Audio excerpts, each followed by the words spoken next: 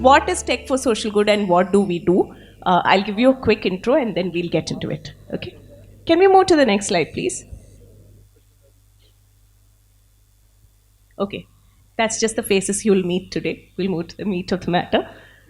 So, technology for social good at JPMorgan Chase is about using the technology skills of JPMorgan Chase's workforce to be able to do things for the social sector. We are not part of the philanthropy firm, although what we do impacts the philanthropy cause of the firm. But what we do is use the talent within the community of JP Morgan Chase to build out technology solutions for social good organizations. We have a number of programs under the broader scheme of Tech for Social Good. Shweta will be covering some of those. And what I want you to do as you listen to some of these is to see where can you plug in, what are the opportunities you could discover as we go along, and have those conversations with us off sessions. Okay? Over to Shweta.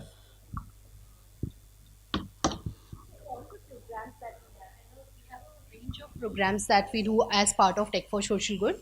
All the programs we have been doing for last 10 years, and these are global programs.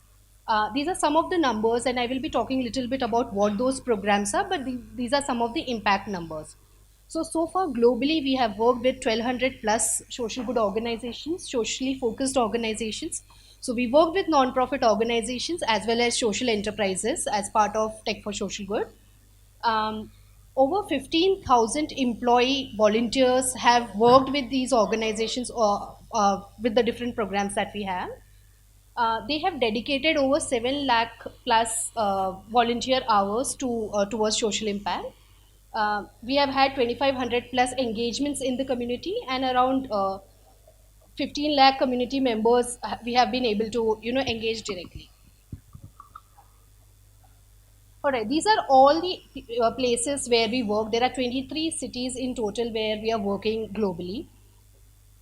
Now, what is it that we do? We have been talking about Tech for Social Good, and broadly, all the programs that we have under Tech for Social Good falls under three different categories. The first one is ideation, which is a series of programs through which we help social good organizations ideate what are the possibilities under technology for social good.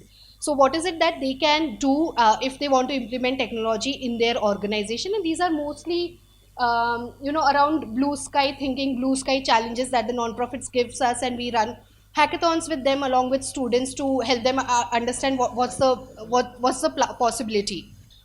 Some of the programs that we have under this are called Code for Good. Um, Again, this is a global program. We work we have various technology centers across the globe, and all the programs that we do are mostly aligned to those technology centers. In India, we have three tech centers, which is in Mumbai, Bangalore, and Hyderabad. That doesn't mean that we don't work with organizations which are not based in these locations, but all the activities and all the in-person events happen in these locations, in the three tech centers that I just spoke about. And the programs are Code for Good, Data for Good, Design for Good. As part of this, there is blue sky thinking that happens. It's mostly like a 24-hour hackathon which we do as part of ideation. Then we have solution delivery, and this is the program that Anita and I are part of. It's called Force for Good program.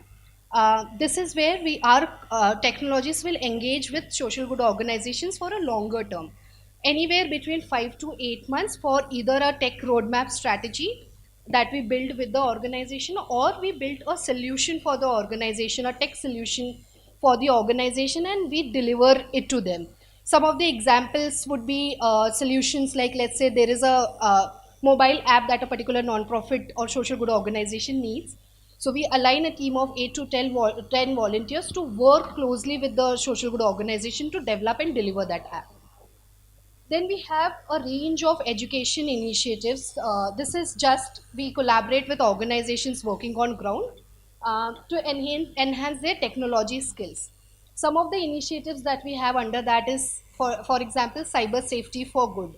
So we have created a content that can be delivered to senior citizens, to children, to just educate them about how to be safe in the cyberspace. We have Gentech, where the aim of which is to get girls or youth under the age of 18 We bring them to our tech centers to show them what a life, if they want to pick up, let's say, a tech STEM career, what will a day look like for them. So these are some of the initiatives that we have. All right, I'll hand it back to Anita. Okay, you heard a lot of good, right? This for good, that for good. I hope all of you are sufficiently confused. But the idea is this, that I want to get a sense of how many of you are non-profit organizations or social good organizations in this room. One, two, all right, I have sufficient hands going up. Now, you also get a sense of what are the opportunities available, because some of these might have resonated with you. For the rest of you who are in the development sector, this might still resonate, right? You might be facing challenges that you think technology can help, but you don't know where to start. Or somebody might have told you that, hey, scale up your programs. When you reach a certain stage, tech will come in. Or you might already have tried a few things and understood that this is not for me at this stage. All of those are acceptable answers. Okay? We've seen enough organizations going through these stages. And what Tech for Social Good as a platform we do is to give you some support in terms of help, in terms of basic understanding of ideas, or we might even build tech for you. If you have this much of understanding by the end of all these slides, we are in good place to go forward. Okay? We'll start with a quick activity. On screen, you get two options. All right? Organization A. I know it might be difficult to read for some of you. Let's say it's working in Punjab. Started operations maybe 10, 11 years back. Has 20 field staff. Has a full-time staff of about 5 people. And it's working in 15 districts and has an annual budget of say 2 crores. All right? That's organization A. Look at organization B. It's probably in Delhi. Started fairly new, like 2019. Don't count the 2 years of COVID. Poor organization has been struggling like the rest of us. It has, let's say, 6 full-time employees. It works in few communities in Delhi, so it's a smaller, newer organization. All right. Option A, you have a fairly established organization, deep pockets, maybe, enough people, enough tech ambitions, and you might have an option B, which is a newer organization. Which one of these organizations do you think is ready for a tech implementation? Okay. Please scan this QR code or go to www.menti.com. Okay, give me a moment to bring that up.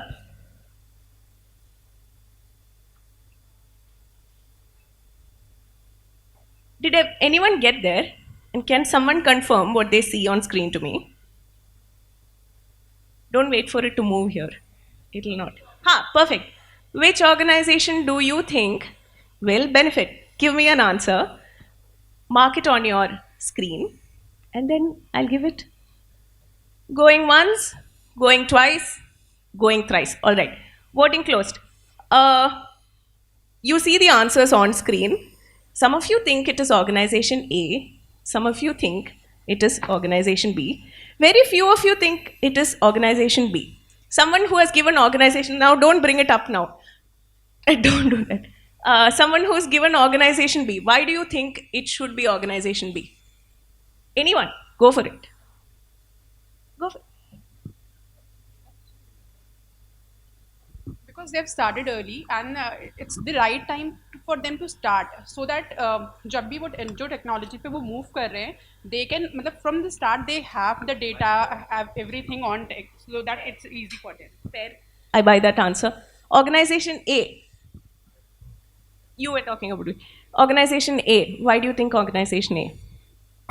For them, it's about time that they embark on their technology About journey. time. Okay. Yeah. What if I tell you that the answer is both? There is no time or right muhurat for an organization to go into tech, right? There is enough use cases available for me to substantiate why A should get into a tech implementation because of the same reasons that my colleague here said, and enough reasons for what our co-delegate said. There's enough reasons for both organizations to go into tech. The question remains, What is the challenge that you're trying to solve for? What is it that's impacting your day to day operations to such a level that you think that it's time we seek help, right? That is the point of action for you to consider tech. Maybe tech is the answer. I'll say that with a bit of caution because tech is probably not the answer for a lot of things, right? We know organizations that have been able to solve for some of their biggest challenges through something as simple as Google Sheets. We also know of organizations who have used evolved AI models to solve for something that's making their operations limiting. Therefore, the answer to that question really lies in you being able to articulate what is the challenge and seeking help, whether it be internally or externally, for you to think through what can tech solve for it and what level of tech. Okay? Okay, we'll go to the next question. Shweta, you can bring up the next slide and keep hitting it by 2.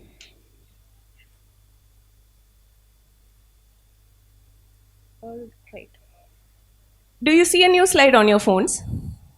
It should look like this. In a session, which is very interesting. Sorry, I answered it for you.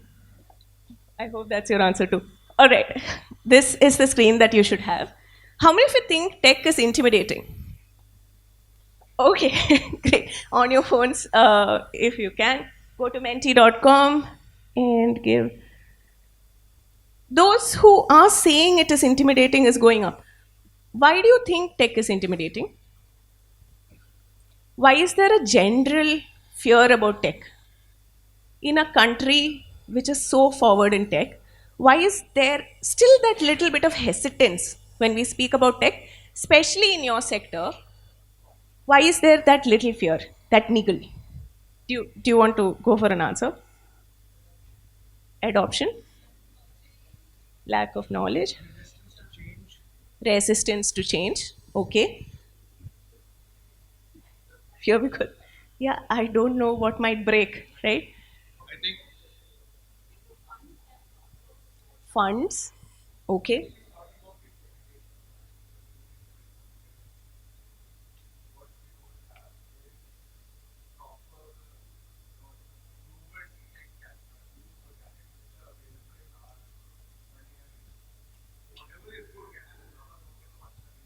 Okay. Great. You are actually setting great stage for the discussion today. I love it. Okay. Okay. It's going to be expensive. Okay, great. Perfect. That's the place to start. I buy all of your answers. Yes, someone in the corner. Sorry, what?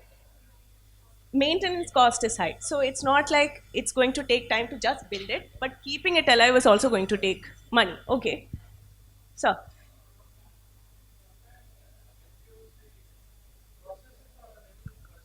okay. Adopting tech requires, very clear, I'm sure. process, step A, step B, and all that. And sometimes there is that hesitance that, okay, maybe the tech will not capture my process. So correctly. processes are multi-stage processes, complex, with a lot of people dependence, right? All right, okay. All these reasons are valid reasons for tech, for a reason to consider tech, all right?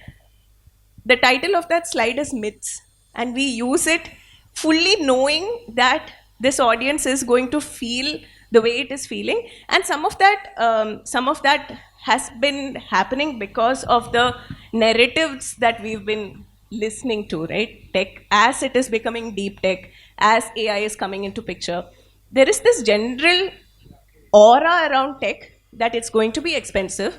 If you don't know where to start, you're going to ruin what you've built, that it's not going to help you scale. It's going to be a whole lot of difficulty to maintain it. What if we tell you that there could be another way?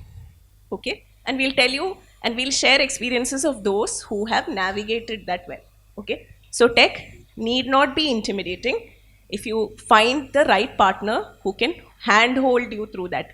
There are enough people in this room, and I know of enough people outside that I've met who do just that. So use this conference, talk about tech, and make it a conversation, right? We don't always have to start everything with program, funding, measurements. We can also talk about tech, okay? So have those conversations. Let's go to the next one on your screens. I think we covered this. How many of you feel it's difficult to get donors to fund tech? You might have a great idea. You think that, okay, that's wild. You think that there is tech out there, but you think it's going to be very expensive and you're not able to sell it to stakeholders internally because they think this is not important at this point. First, let's get those numbers, right? How many of you feel? Okay, there are enough. This is interesting. People who feel that they've had success and they've already cracked that puzzle, the 7 people who have said that, it's 50-50. So those who have had success, can someone share something? How did you? Okay, My role is a lot towards the entire organization's productivity, efficiency, tech, and growth. As an entrepreneur in residence, it's my job to basically track all the processes, systems, and digitize them. The hardest part was in the organization. There's two organizations that I look after under the IC3 umbrella, is what we called, and we implemented a massive data management, CRM management, and impact metric management system, which is all automated and usually takes 2 years. We did it in 8 months.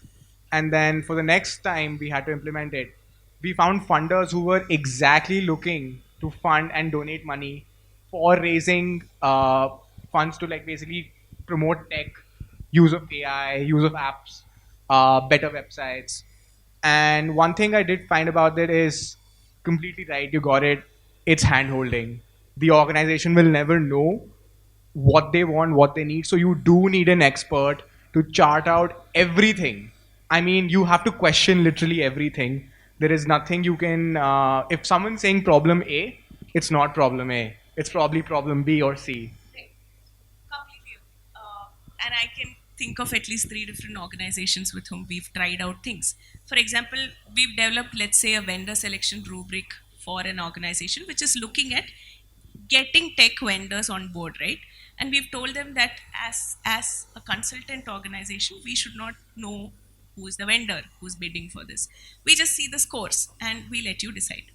Now, this organization is thinking through, how do I score them and how do I even know if my scoring is right? Right? These are all challenges that you might resonate with. But like he said, once you meet a small success, right? Once you get a tiny success, and if you're able to build a strong narrative on that success, then it becomes easy to sell it to your stakeholders. The other thing is also to not sell it to your stakeholders at a later stage. So, most organizations make this mistake, that is, to have a line item in your budgets and call it tech. That's the worst place on earth that you can stick tech into, right? Tech should be integral to your program cost. It should be integral to your delivery. It should be integral to your monitoring and evaluation. It should be integral to your funding. If you continue to stick tech in that poor Excel sheet with one line item out there, you've already lost the battle. But there we understand that that journey from that one cell to figuring out where all it makes sense, right? That is the journey that you'll have to get into. At what stage is tech going to come in? At what level of process is it going to come in? And it's not going to be a single tech, right? It could be multiple tech that comes together and makes sense eventually, like a quintessential Indian wedding, right? Therefore, think through where and all it fits in, and maybe in the next 2 years, 3 years, where can you foresee tech fitting into what you're doing currently, and therefore, how much is it going to cost? As you look at those things, conversations will spark and those ideas will come to you. But the first commitment we are making today is to take tech out of that single cell on your Excel sheets. Okay, great. We'll go to the next one. We heard this in the room. My tech needs are specific and needs bespoke solutions. You agree? Okay. Uh,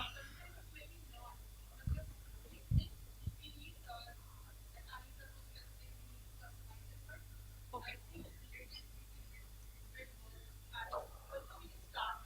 Okay.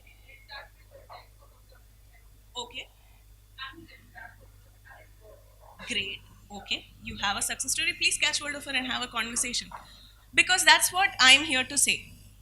No need is so bespoke that you will have to build something from scratch. And that's the mistake a lot of us make. Okay. Shweta and I handle 47 organizations a year in India this year, and we did 54 last year. And we also work with Hong Kong, Singapore, Australia. Okay, these are the regions we handle, and these are the regions with which we work with social good organizations.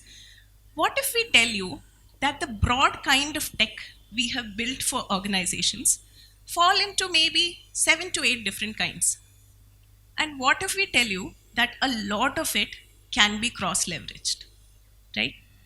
The key is in what she said, which is customization, which is also a little bit of flexibility. If we tie ourselves down to specific processes, which only specific people within our firms can do, then that is what is limiting us, not tech. I know some of you might disagree. These processes might have been built with your specific beneficiaries in mind, which might work for your use case, which is fair. There might be, but that cannot be your entire process. Out of your entire set of processes, might be there is 5%, 6%, which are very, very specific. But the rest should generally be transferable. We also tell this with the intent that if your processes are so specific and if your tech is so specific, how will you ever get talent to come in and start working at complete efficiency? Why do you think there is so much of churn in the sector that we work? Right? By we, I mean Shweta and I, banking. It's very similar, right? It's just the building that changes mostly. But the core skill sets that's required is transferable. And that is something that we as a community will have to start building even for the development sector, that there are some core tech stacks that we are comfortable with. And those could be what we call SaaS, PaaS, SaaS, right? Platform as a service, which means I'll start with SaaS, right? SaaS is software as a service. So if you've heard of Salesforce, if you've heard of Zoho, right? All of these are customer relationship management softwares. You will incur a cost of setting them up the first time, and there is enough non-profit credits available, 10 people can use it freely. But basically what you do is you set it up, your processes are set up, and it's one-time effort to do that. It is a lot of work, okay? The bigger effort is to get your teams to use it. We implement something, and then on the third day, you'll see someone quietly opening up an Excel sheet on the side and feeding data there. The knowing giggles I'm getting in this room, but that's where things start failing. And what do we say? This tech didn't work for us. What didn't work? That change management, right? It's every tech implementation that we do is accompanied by a commitment that we make as a team, and how we handle that change internally. How do we incentivize that change? How do we incentivize that behavior, right? So technically, that should ideally work. So SaaS, I said, PaaS is platform as a service. Imagine multiple softwares. There are some good stalls outside who deliver platform as a service. We met some of them. And XaaS is X, right? It could be anything. It could be platform, software, solution, whatever. That's a generic term. But think about what are the common SaaS, PaaS solutions that people are using for processes that are common to all of you, right? And ask people, how is it working for you? What do you find difficult? There are organizations for whom we have set up Salesforce in 2015 for just one module. Today, they're using it for 6 different modules because they learned it by themselves and extrapolated, right? So it's possible. There are success stories out there, but discover them, right? I'll go.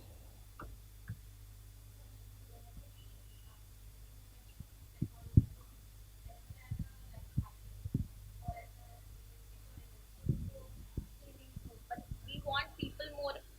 But what I think is ki, it is the grassroots people, or it should be more friendly for them, Okay. so that they are able to, what we are trying to ease out the process and not add something more to their already existing work at the very grassroots. Completely agree.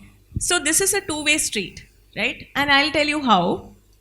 Exactly the scenario you described. Imagine we have created a data capturing mechanism for you to feed data from the surveys you are collecting on ground. How are you collecting it currently? Using a pen and paper survey, prone to errors, let's say about 30%.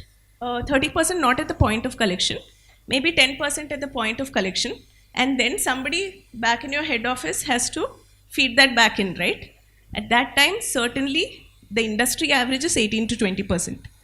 30% of your data is getting wrong by the time it gets digitized. Then what happens? Decisions are made on it, assumptions are made on it, and then it carries through the whole thing. Now, what if we develop a system by which it becomes easy for you to collect data? We say, okay, from today we are going to digitize it. Nobody is going to use pen and paper forms on ground. We are going to put everything on a data thing, right? Imagine you're working in a rural place where that thing doesn't even open. Doesn't open. What do? You do this. Now you're not even having that pen and paper form, right?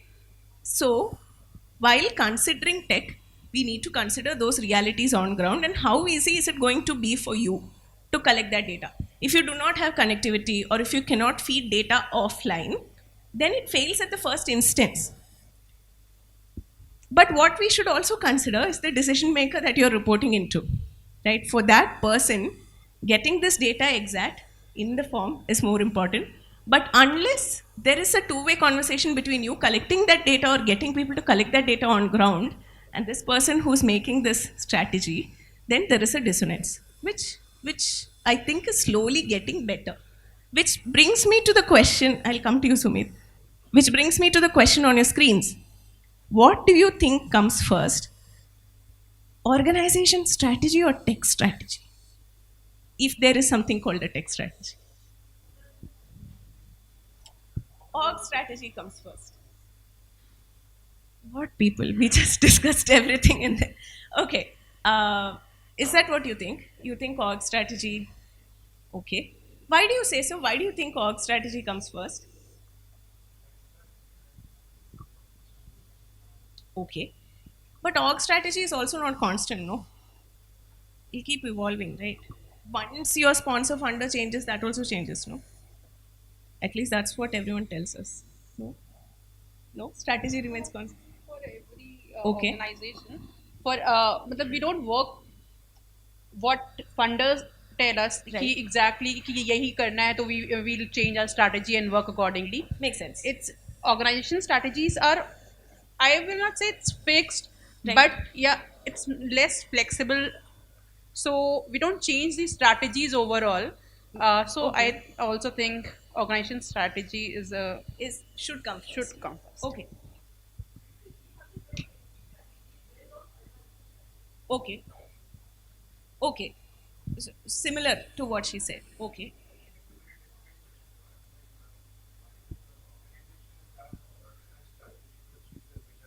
And that is a part of our longer term perspective. Okay. But then again, when we talk about a short term goal or short term achievements or milestones, so a part of the strategy is built off the other strategies which we have. That is maybe a tech, maybe a opportunity, another Mm. strategy together build the part of the organization. Okay. And there is a basic which is already built, we cannot Right. Okay. Fairly. Yeah. The organization, if it is a support function or if the company runs on the tech. Okay. All right. Depends on the kind of. Completely understand. Like if you're a tech first company makes sense.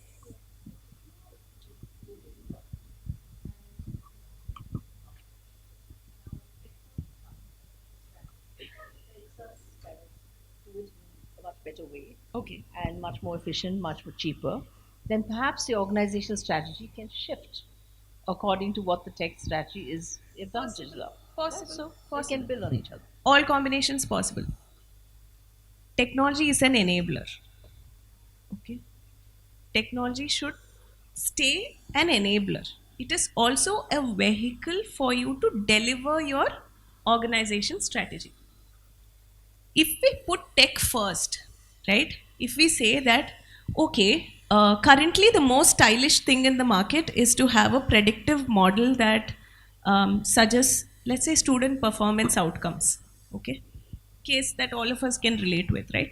If I say that the predictability of student performance outcome, I can say with, let's say, 80% accuracy, I can predict that this person will graduate through this program and the funds that I have put into getting this person to the program is going to good use, right?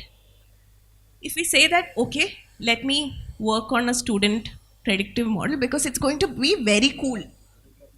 Like if I become the organization that has that cool, fancy, shiny tech, I'll become more attractive. Wrong reason, right? So there are organizations that fall into that trap. Avoid them and use tech as an enabler for the first slide we had, for the challenge that is truly limiting you. Okay, so these are the base myths that we wanted to break today. uh, okay, we have one more. Last one. You cannot. So, technology strategy and org strategy are going hand in hand. One does not precede or recede the other, right? If there is a change in your tech strategy, in your org strategy, that should also reflect in your tech strategy. These are not isolated conversations, they are going hand in hand. And just like you have the buy in for your org strategy, for your program delivery, there should be a buy in for your tech strategy. And that will automatically happen when we tuck tech into everything that we are considering, right? The last one on that screen. Do you think you could just pay someone to take care of tech? If they're good, right? If you find a great vendor or if you find a great partner, can you tell them, do my tech for me? Like, okay. Mm-hmm. Like, outsource the worry also. Huh? You'll have to be. Yes. Yes. Okay. The biggest mistake that we've seen people make is to have a vendor or a person in your team, even within your own team, have a person within your team and say, this person will take care of it, please talk to this person. No. As founders, as program managers, as people on ground doing work, it's very much your job. You might have inane number of partners. It could even be us. We might be building tech for you. But end of the day, the penny drops for you, right? It is your baby, it is your delivery. So you will have to be living, breathing your tech. Okay. If someone says, let me take your tech worry from you, do not believe them. They will not. Okay? Please. Those are the myths we wanted to break. All right. And that is my cue to hand it back to Shweta. Yeah. Okay. I'll hand it back to Shweta. So far we looked at some of the case studies, we looked at the various myths, and these are from the experiences that we have had over last 10 years and globally. Now, if we look at the typical value chain of organizations, irrespective of the cause that you are working for, this is what it looks like. You start with fundraising, then you get into program delivery, then you get into monitoring and evaluation, and then stakeholder delivery reporting. So it's like a cycle which happens for irrespective of the cause that you are working for. This is what happens. And when we talk about tech, it's not that it's not specific to one part of the cycle. When we talk about tech, it's applicable to the entire journey, to the entire value chain. Some of the examples of types of tech that you can implement is here. So it can be a mobile or web based solution. If you are working on if you have like huge amount of data, it can be data modeling, it can be data evaluation, data analysis, it can be just a basic website or a learning management system. It can be communication platform because having a web presence and having a strategy for your communication is also something which is important. So just having like communication platforms for you. um, then it can be data related, crm related. There is a lot of data that you are collecting, there is a lot of work that you are doing on ground. So how do you collect that, and how do you collect it in a manner that it will make sense for you from the reporting perspective and from the monitoring perspective as well. So these are some of the kind of tech that you can implement in your organization. And if you see the second last option, which is tech review and tech strategy. So as Anita was saying just a few minutes back, this is a quote that one of our partners said in one of the forums that we were speaking in. It's basically tech needs to be in the DNA of the organization right from day one. We have had organizations who have been really evolved. They build solutions, they build different technologies over the years because depending on the immediate need that they might have. And then 10 years down the line they realize that, oh, I have 5 different technology. Am I tech enabled? Yes, but that all the technologies are not talking to each other. So they are not able to really do anything. They are not able to do the analysis of the data that they are collecting. It's not efficient at all for them. Hence it's important for you to start considering tech right from day one, so that as you grow, you will be able to build technology which will really help you for towards your outcome. And it's never a linear process when you are building tech. You might build something and then later on when your need evolves, you will realize, oh, this is something that is not working for me, which is fairly okay. But because you have dabbled into technology, because you're using different platforms, you'll have that awareness of where you're heading to and what is it that you need to do. All right, with this, I will call Priyanka on stage. So, Priyanka is from Antarang Foundation, and I'll just give her the mic so that she can introduce herself better. But we have been working with Antarang over the years, and Antarang is also working with other partners. They have worked with vendor, they have worked with other pro bono volunteering initiatives that are out there. So Priyanka will be talking about how her journey looked like, how their journey looked like over the years, to give you a practical sense of how it works.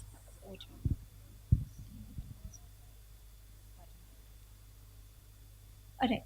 Thank you so much, Shweta. Like she said, my name is Priyanka. I have over 10 years of experience in the social sector, working across different organizations. For the past 5 years, I've been with Antarang and I lead their program and product vertical. So I'll talk a little bit about what our journey has been. Resonates very strongly with some of just the thoughts and questions raised. We'll talk a little bit about what's been our experience engaging with some of these questions and what we've learned as a process from it. So at Antarang, we started in the year 2013. To give you a brief understanding of our work, to just link it back to technology. We started in the year 2013 with really the goal of enabling young adults to be ready for their careers, right? Our goal is to say, can every young adult be really positively, productively, and passionately engaged in a career of their choice? And we started this back in 2013, working in one city, Mumbai, with around 1,152 students. It's been 10 years now for us, and we are currently operating in 5 states and multiple districts across these states, where we've now cumulatively reached around 350,000 students. So that's been our journey really for the past 10 years. As we talk about just what our future looks like, by the end of 2030, we are looking to impact 25 lakh young adults to help them make informed career choices and be ready for their careers. The way our model works, to just give you a sort of visual descriptor, is we hire facilitators. So we hire part-time, full-time people. We train them for around 27 to 30 hours to deliver a career readiness program. They go into schools, colleges, working with grades 9 to 12 and deliver the program year long. Right? So that's largely the implementation model. What I'll talk us through is I've divided our journey really into 4 phases, and we'll talk a little bit about, much like Shweta spoke, how have we used technology to really answer the problems that we have. One thing I do want to say is we're not a tech-first company. So our core delivery is implementation. So we'll talk a little bit about how this tech has enabled us to answer some of our most grappling problems as we've moved across the years.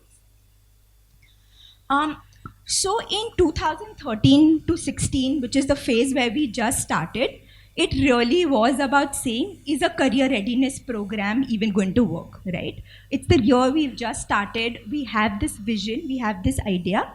Is it really going to work? How do we know we're creating impact? So we cumulatively in those 3 years reached around 6,700 students. And our key lever of technology was how do we use technology to really monitor and evaluate our program, right? We had just 2 questions. Will I know students are coming into the program? Are they coming? Are they attending it regularly? And how do I measure impact, right? The impact of the work that I'm having. So this is a little bit about how we used tech then. Much like it's the most suggested go-to strategy. When you move from paper pen, let's use Excel, Google Sheets, and that's literally how we started tracking attendance. We moved to Google Sheets for the organization to get an sort of on-demand picture of what was happening. And we then also moved to tracking progress. So a lot of the analytics that you see also happened on Google Sheets for us back then. Right?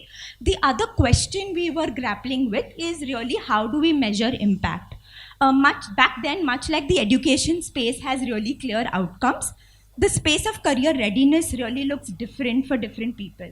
Right? There was one unilateral outcome was not going to work. And that's where we really used tech to build a diagnostic to measure the career readiness impact of our young adults. Even to deliver this diagnostic, what we did at that point is we partnered with an organization called Herein Foundation that had the expertise in diagnostic. They had the platform to run a diagnostic because they were already running it. What Antarang as an organization, what we came with is our experience and expertise in career guidance. Right? So that's largely how we used tech in the first couple of years. When we moved to 2017 to 19, where we cumulatively impacted almost 51,000 students, so it's almost a 5x, 6x number, the question, new problems arose for us, right? And that's what we used technology to then do. So the biggest problem, our biggest impediment at that point to scale was when we were delivering our career guidance program, each student gets a customized report, right? A customized report that talks to you about what is your interest, what's your aptitude, what are some recommended careers for you. And back in 2013, our facilitators used to do it with pen and paper. So there was a standardized template, pen and paper recording, move it on Excel, and even on Excel and Sheet with a standardized template, it took about 1.5 hours per student. So that was a really big challenge for us as we were looking to impact these numbers. And that's how we thought about using technology. As we move to different states, how do we decide what gets standardized, what gets customized, and how can tech enable that? So these are some of the platforms and tools we migrated to. So the Excel and the G Sheet attendance moved to now an OMR sheet. OMRs are used in standardized testing all along. Access to digital across all geographies, all schools are not the same. So digital devices for students to enter information wasn't the most feasible solution at scale at that point. So we moved to OMRs that capture all our demographic data, program data, attendance data. Our entire operations moved to Salesforce as a platform. Again, couple of reasons we chose Salesforce. A renowned platform, has data security. We spoke to a couple of tech advisors at that point. They suggested Salesforce as a platform as well. And that's what we went with. Having said that, while we moved core operations, a lot of our non-core program verticals, right? So could be the training verticals, could be our other verticals, continue to remain on Google Forms. So it's not like we completely migrated everything to Salesforce. Just core operations of how do we assign a facilitator to a school, how do we measure attendance. To deal with just generally what do we need to customize and build those reports, we built logic and content onto our existing Salesforce platform that directly got the data. So because our Salesforce system was capturing all that data, we used to build the content and logic back on Salesforce, and the reporting time almost came down from 1.5 to 2 minutes per child for us to be able to use this. We also launched an app at that point, again with the idea of each student's journey is really different. I might need a training course, somebody else might need an sort of an employment opportunity. So the app was the best way to continue the customization efforts while keeping our program standard at scale. Having said that, at this point in time as well, a lot of our analysis was still on Google Sheets. So we were downloading, our research and learning, our monitoring evaluation teams were sending in weekly reports to different functional heads to be able to use the data to make a decision.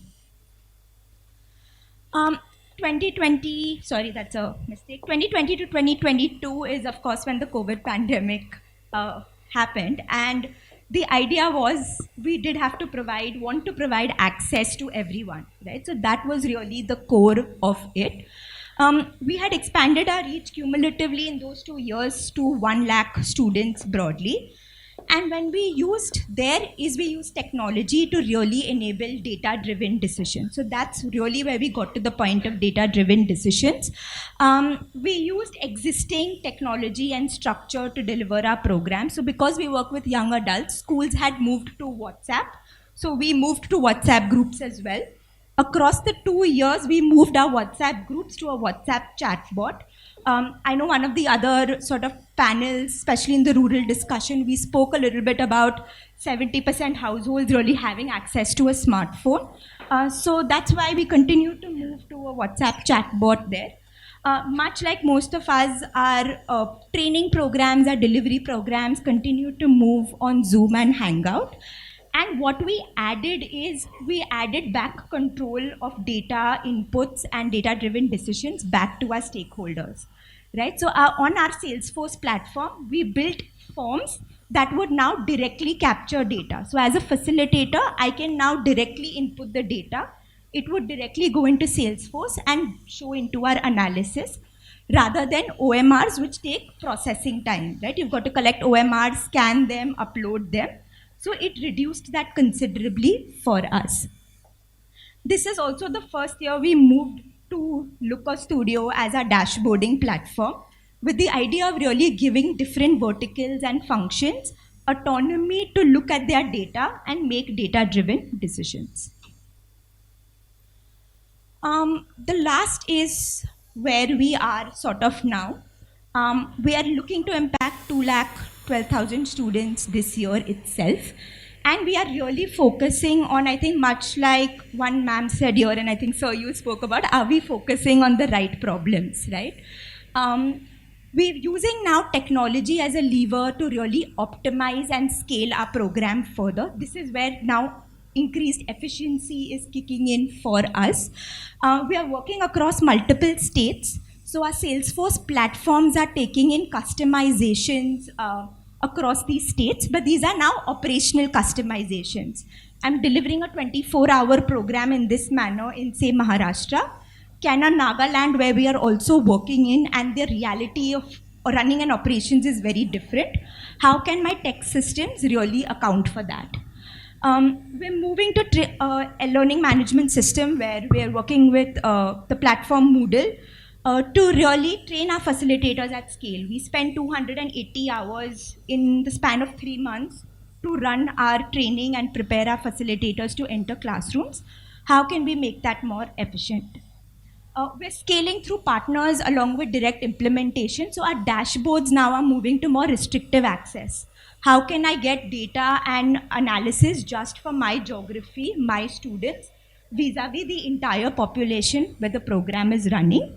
We're also now optimizing our pipeline, how our data moves from Salesforce to dashboards, and how quickly can it move to give access to live and accurate data.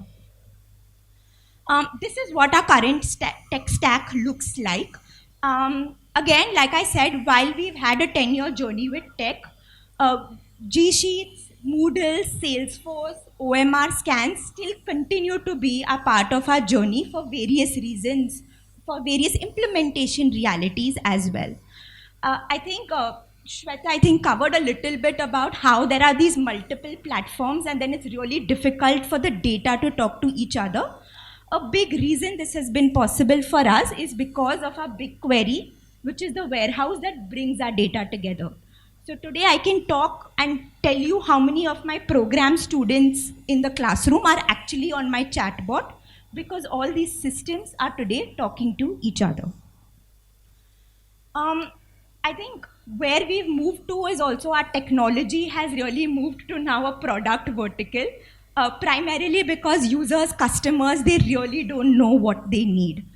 So we've sort of moved to having product managers inside the Antarang team to be able to really understand core customer requirements and optimize and build them further. This is a little bit, I know Shweta again introduced the team a little bit. This is what our team looks like. We've done a large amount of work. Our internal teams largely focus on things like understanding business requirements, the day-to-day operations, breaking down requirements for tech teams and developers. We work with a range of vendors. So we have vendors for Salesforce, we have vendors for Moodle. They are the ones responsible for the technical development. We don't have a technical developer in-house. We have a ton of consultants and advisors. They basically work on helping us identify what's the architecture, what tool we should pick, doing strong proof of concepts on the ideas that we have. And then, of course, there are corporate organizations like JPM where we worked with them to really develop some of these systems and work along our long-term projects, right? So we are looking to move to AI, ML. They've helped us build predictive analysis models as proof of concepts, which we can then take to our longer-term vision. I think just to share from our experience, I know a lot of times technology looks like AI, ML, but to us, technology has also really meant very simple things right from our inceptions. We've given material to facilitate our students, just embedding QR codes in them, right? So as simple as that. We've automated things like contract generation using free softwares like MailMerge for our talent and culture human resource teams. Just migrating from Excel to Sheets has been a technology input, as well as sharing digital access and content via WhatsApp groups. Right? So that's how we started. A lot of these are things we also continue to do as we scale up. I'm just gonna leave this on slide for a couple of seconds. This is just largely the summary of what I've shared and how our team has evolved as a result of that. I'm gonna hand it back to Shweta to talk through a little bit more. Thanks, Priyanka. Are there any questions for Priyanka? Yeah. So, very impressive journey from manual work to technology. Can you also tell that what kind of man hours and what percentage of your budget you incurred every year in adopting the technology? I think that is relevant to NGOs. Yeah. Right, thank you. So we have two teams. I think much like we said, you can't separate technology from data and processes. So as of today, we have two teams. One is a separate monitoring and evaluation team that looks at data. Out there, to answer your question in terms of manpower, we have 2 full-time people, and then we have 2 consultants who support us through the larger research goals. On the tech side as well, very similar. We have about 3 full-time product people. They each work on one of our core products. Also, I think for us to recognize that our tech team right now focuses only on core programmatic pieces, right? There are only 3 people. They can't focus on both programmatic and non-programmatic functions at the same time. So we have 3 people full-time, and then we are supported by consultants and vendors. So I think that's your resourcing question largely. Percentage of budget. That's a great question. I don't have the exact number, if I have to be very honest. But we do spend a certain amount of, I would think, 50 to 60,000 on recurring platform costs that take place because of the tools that we've used. And we do have fairly significant development efforts, but our development efforts now go towards just optimizing some of the processes and functions that we've already done. Manpower costs. Yeah, of course. And plus the manpower costs, of course. Yes.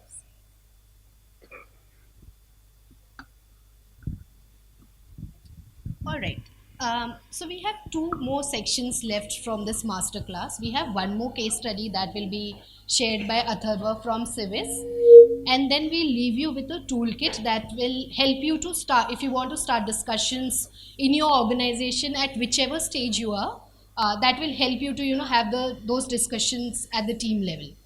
All right. Okay. So Atharva, do you want to start with a quick introduction Yeah. about you? Hi guys, my name is Atharv. I'm a product manager at Civis. I'll just give a brief introduction about Civis. So we are a community-driven NGO working towards increasing public participation in the lawmaking process. Through our tech platform and other initiatives, we work towards summarizing laws that are complex, that are put towards public consultation. We collate feedback through various groups of stakeholders, and we send insights to the government so that the final bill or final draft of the bill has those insights incorporated, and there is a certain amount of feedback that is taken from the public that reflects in the final bill. Thanks, Atharva. So if we want to understand your tech journey, when was it that you first started using tech, and what was the first step? What prompted you to start using tech? What was that turning point for you? Sure. That's a very great question. So at Civis, the tech journey really started on day zero. So before we started the organization, we were sitting at our whiteboard and we were looking at how we should leverage tech to basically build the solution. We had envisioned that the number of public consultations will be growing in the future. We have seen 1,000% growth this year with the number of public consultations that have been coming out, right?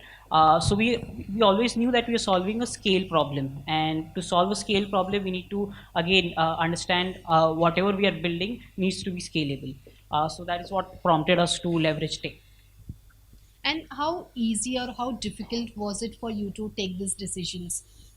When you decided to start using tech, what were the different considerations that were there? Definitely, it was a very difficult decision to understand how we could leverage tech. The reason for this is we are working in a very niche domain. There is very less awareness about public consultations and how a normal citizen could contribute to a process of public consultation and has an input that is getting reflected into a law. Right? There are many less people that are aware of public consultations. There is very less expertise into this domain. In foreign scope as well, we didn't have a product that we could have drawn inspiration from. So definitely this was very difficult. And when it comes to understanding what's the gap between the citizen and the government, it was very important for us to understand what are we offering and how we are driving the value to the citizen as well as the end user from the government perspective. All right. So we saw one organization like Antrang who has been in existence for last 10 years, and they have had a really long journey. And Atharva, if I see on the slide, you started in 2020. So do you want to take people through this journey? So we started in 2018, and our interaction with JPMorgan started from 2020. It has been a 3-year partnership, a very fruitful one. So you could see the impact numbers, basically how we have grown. We have almost grown 3x. And in the first year of our partnership with JPMorgan, we worked on 2 problem statements. One of them was to create a glossary module or a dictionary module on our tech platform, wherein people or citizens that arrive to our tech platform will be subjected to few of the law jargons, right? So to understand what the public consultation is about, we built a glossary module. And apart from that, we also had extensive research done on our user journey and how a citizen lands on our platform and what's the journey it takes when it comes to submitting a feedback to a particular consultation. There was a lot of UI testing, UAT done, UAT sprints, as well as quality assurance sprints and testings done by the JP Morgan team that helps us gain insights on how we should design the process of consultation and collation of the feedback.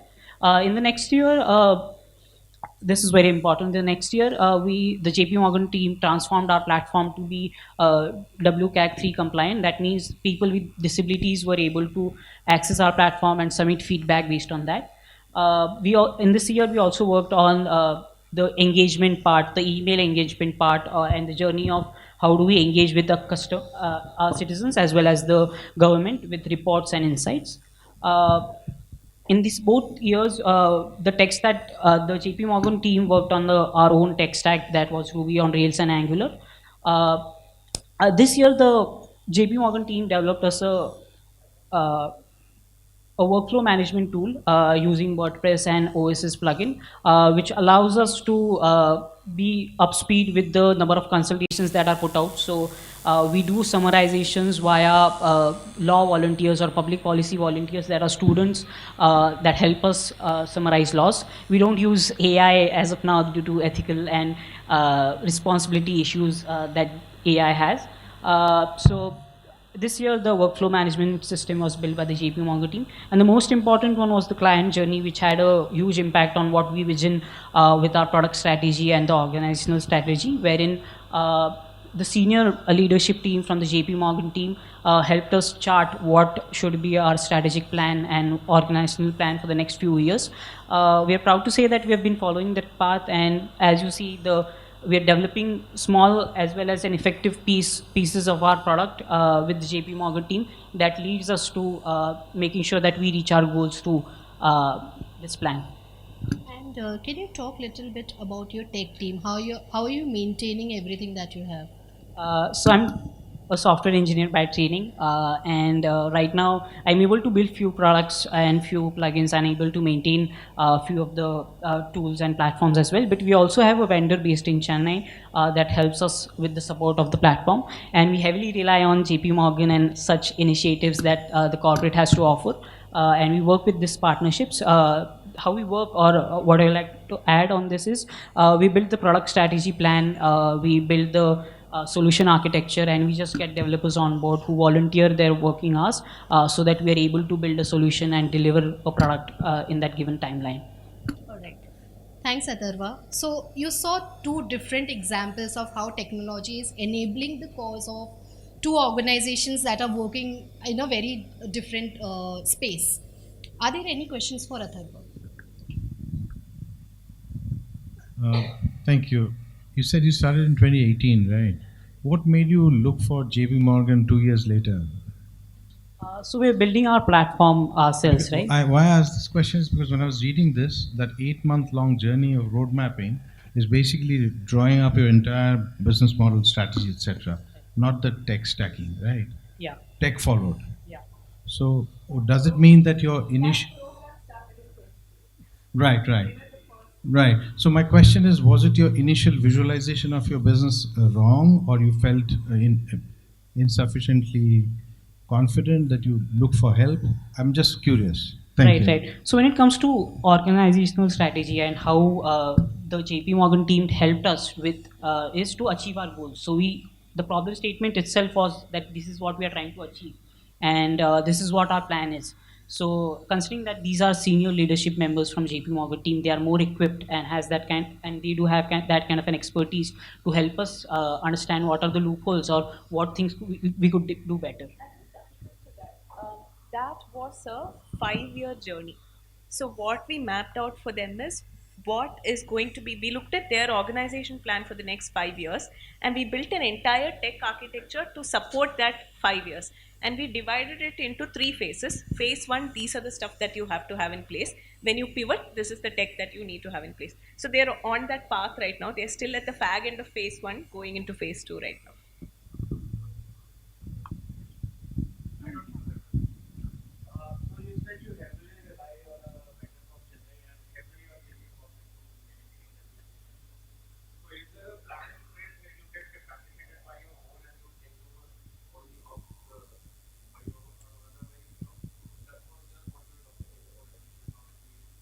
Understood, understood. Yeah.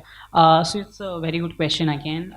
We do heavily rely on JP Morgan and other tech vendors, but we make sure that whenever the program ends, we are capable enough to handle or maintain the stuff on our own. So even with the solutions that we have talked about today, every solution is something that can be handled by a not tech guy as well.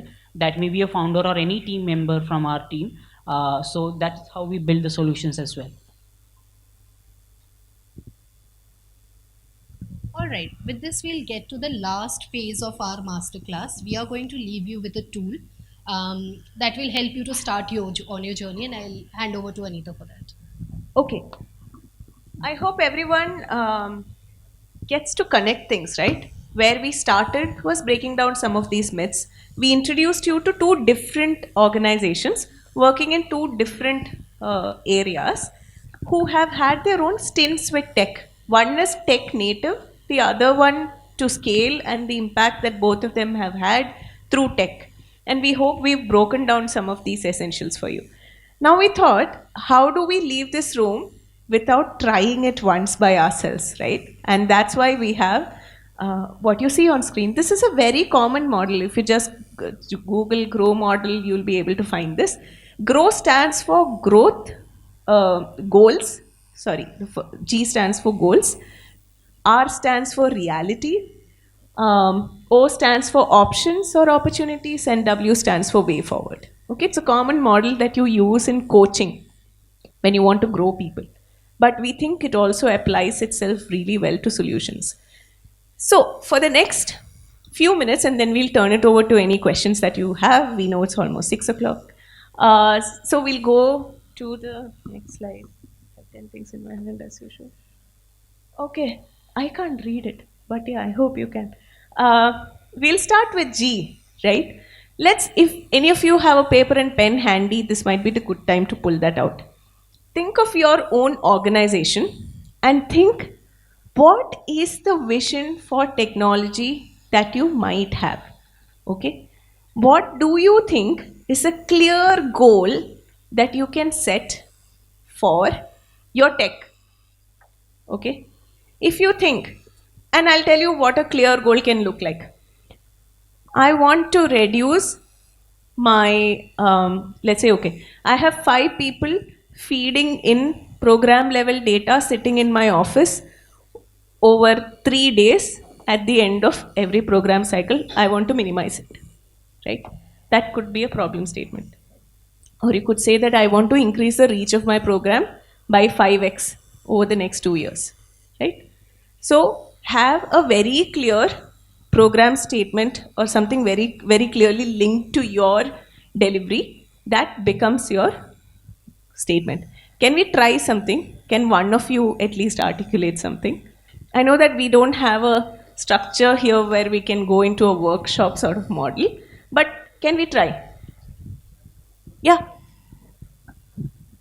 So goal I've written is, I want to effectively record the data sent to us by our 143 caseworkers and community leaders. Perfect. Great. Okay. You want to record or code that data which is sent by your community workers. Okay. According to you, what is the most important impact of this activity? Like, if you're able to do this well, how will it impact you? We'll take this as the group example, okay? Now, her example has become the group example. Yeah. As we work in a legal field, so the data which comes are the cases of the survivors which come to us. So we'll be effectively able to manage those, also track those कि अभी case में क्या चल रहा है, क्या intervention है, किस स्टेप पे इंटरवेंशन है, has it reach to court. तो हमारे पास अगर प्रॉपर रिकॉर्ड होगा तो हम उसे ज़्यादा इफेक्टिवली मैनेज कर पाएंगे. Perfect. Okay. Now, what is your reality? The next stage is what is it looking like today? Okay. So this is the place where you need to be brutally honest with yourself. You need to know what is happening on ground today. Does it mean that in your case, and I'm taking a creative license, that in this case, let's say these 143 case workers are probably feeding, there is delay in data being fed. Okay, probable reality, mistakes in data being fed, not leading to proper interpretation, all of that, right? So the next stage is for you to articulate that entire reality. For every goal, there might be 4 or 5 realities that are very clearly linked to your today. Your reality is today, okay? That's not about future. It's not a future forward concept. It is what is happening today, right? The next stage we say is options. Now, given this is the goal that you have, given this is the reality you are in today, what are the options available? Okay, and this is where ideation comes in. Now, you could take what you first articulated as your goal as a very clear challenge statement, and you can say, this is how it is impacting me because these are my realities, and therefore, these are the options for me to consider. Among those options, one might be hire a better team. I don't know, it could be an option, right? Hire a bigger team could also be an option. But tech is also an option, right? So tech comes in that third stage in options. And within tech, there might be at least 10 different tech that can solve for that challenge. It need not be one. It could be like very simple example. If you want to deliver content, okay, to let's say today you're delivering content to 10 people, you want to scale it to deliver to 500 people. How do we do that?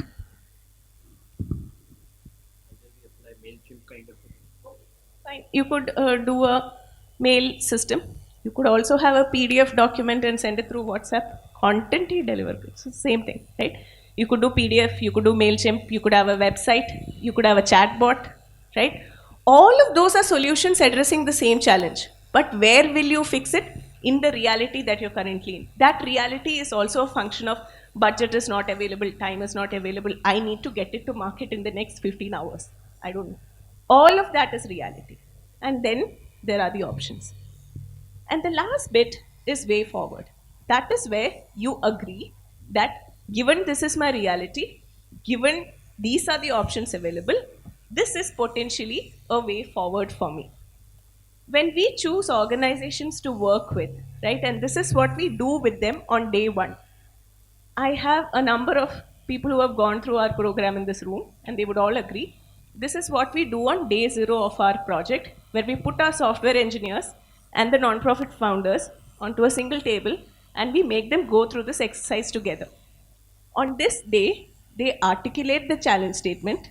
They together agree what is the reality that they are standing in today, what are the options. They get till there. The way forward is what they evolve in what we call 2 sprints, but basically within 8 weeks. Right? So between 4 to 6 weeks, they already have a sense of where they are heading. And then they get into building the solution. You don't need us to do this. You can do this yourself. You can go through the grow model with your own teams and figure out where you currently are. It's a very powerful model, very well used globally, and that's what we have. I want to give some time back to you so that you assimilate everything we've said today. It's been an intense session. But think about the challenges at your organization. Okay? Think. And I'm sure some of them will be stark and they will jump out at you. They need to be as specific and you'll need to be honest with yourself for this. After that, take a look at our website, and our website is below there, jpmorganchase.com/tech for social good. Okay, this should give you some ideas. Not everything needs to come to us, but it should give you some ideas of what exists out there.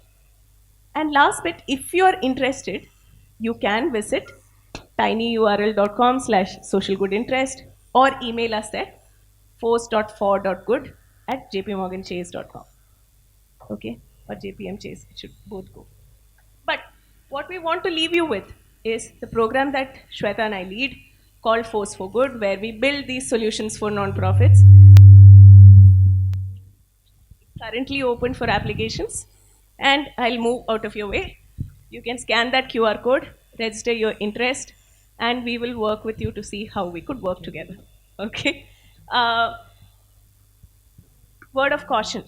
Once you scan that URL, you will be asked to sign in. If you cannot sign in, please create an account.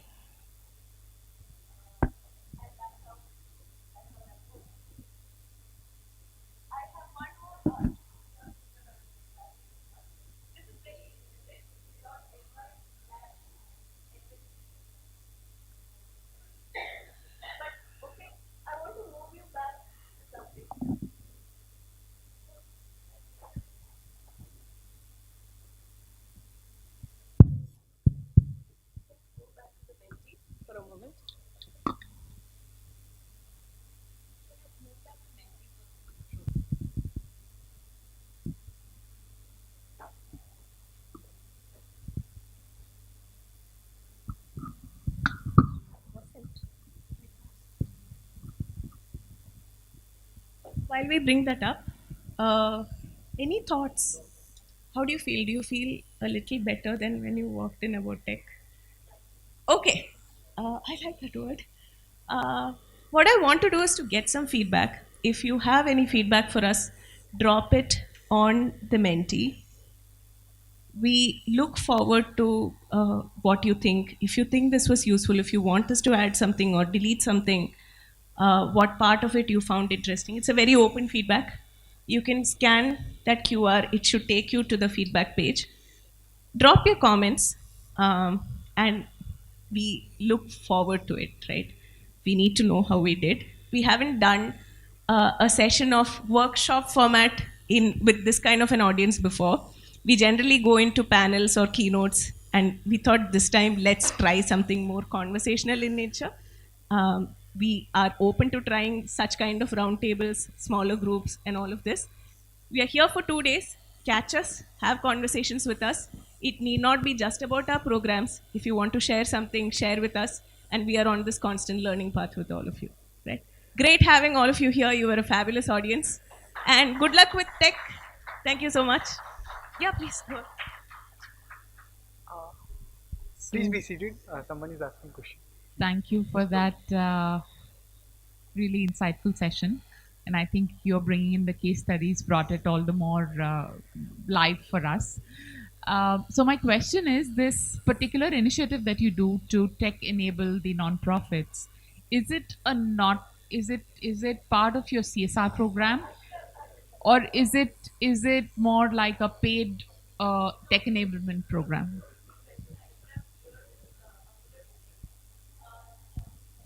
Tech for Social Good is a tech initiative distinct from philanthropy, which is JPMC Foundation, but this is a pro bono technology volunteering practice where we just use our firm skills to do good. We do not take money for it. It is pro bono. Yeah.